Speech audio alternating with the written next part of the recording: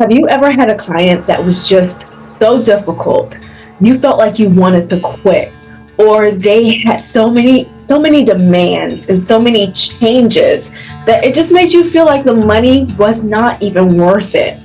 Well, stick around because I'm going to tell you about my most difficult client ever, to the point that I feel like they actually make me sick.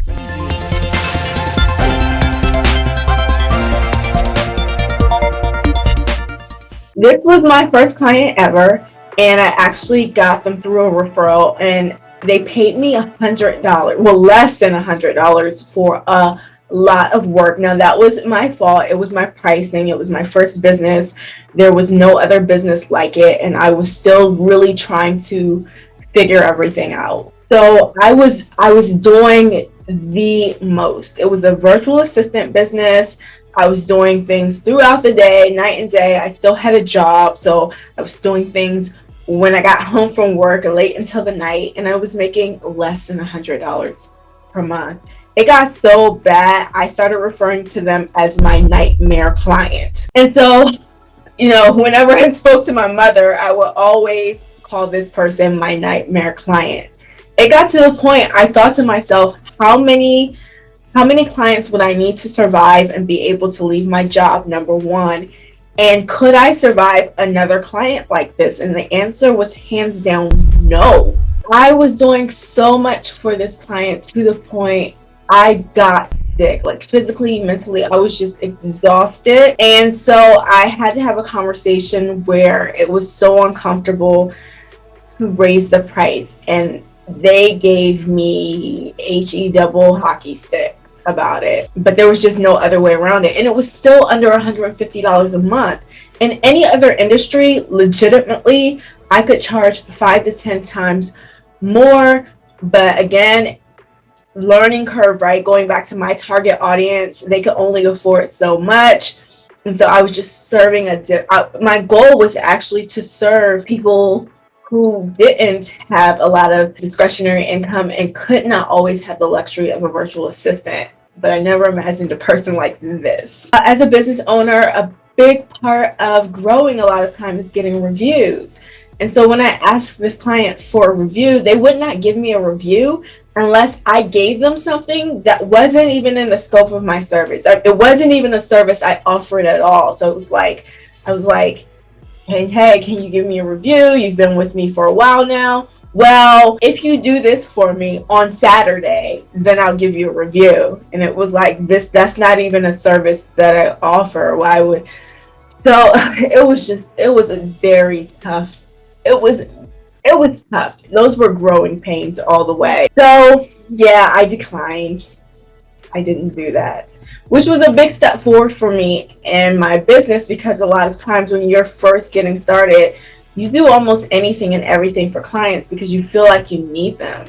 And we do need our clients, but it's a mutually beneficial relationship. They need us too, or they need a service provider, a good one, right? So I serviced this client as a virtual assistant, my team and I, for over 2 years without missing a beat, without missing holidays, no sick days.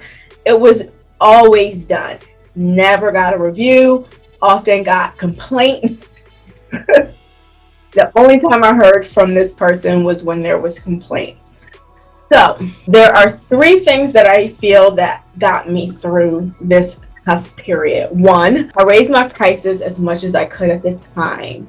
I generally don't raise prices on current clients, but that was the only time I raised the price, and I did it more than once. It still stayed extremely reasonable for the service. I then learned to outsource as much as I could. This was the beginning of me learning how to build systems, to the point a virtual assistant business came pretty passive, which was impressive. That was my first business, my first real business. And then I built up better systems and got more clients who were much better, and they actually did give me reviews, which I feel like also helped to grow my business and spread the word of mouth. This client stayed for me until I closed the business. I've never had a more difficult client, and never got a review.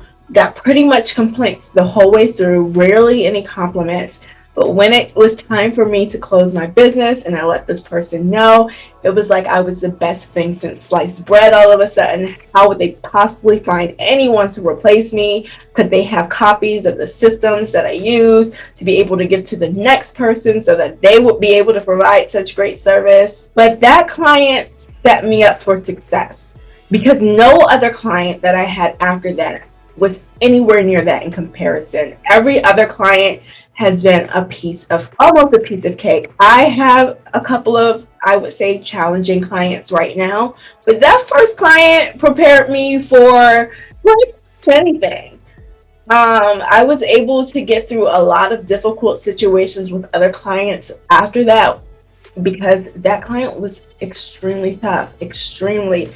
I was not making a livable wage and it was very demanding, and I had that client for over 2 years. One thing I do know from that experience and from life experiences in general, well, specifically actually, people will fail to appreciate you when they have you, but when you're gone, they will miss you. So the point of my story is just always do your best. There's a book called The Four Agreements. I would definitely recommend it.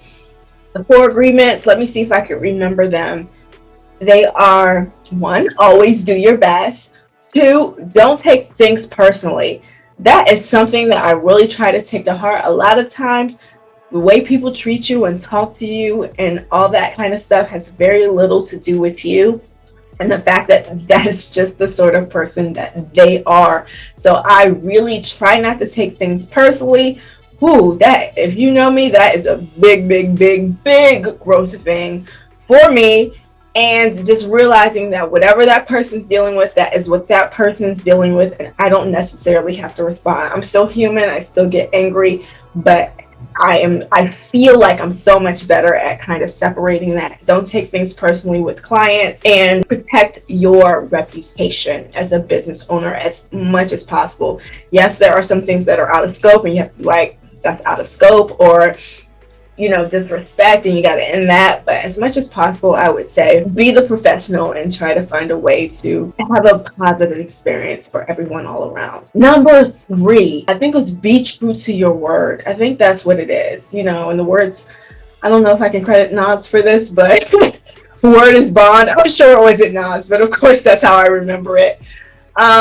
But be true to your word. Be a person of your word. If you say you're going to do something, do it. That is a major pet peeve of mine. We're all humans. Things happen. Life happens. But for the most part, if you are a person who says you're going to do something and you do it and then an emergency happens, that's different. People usually understand.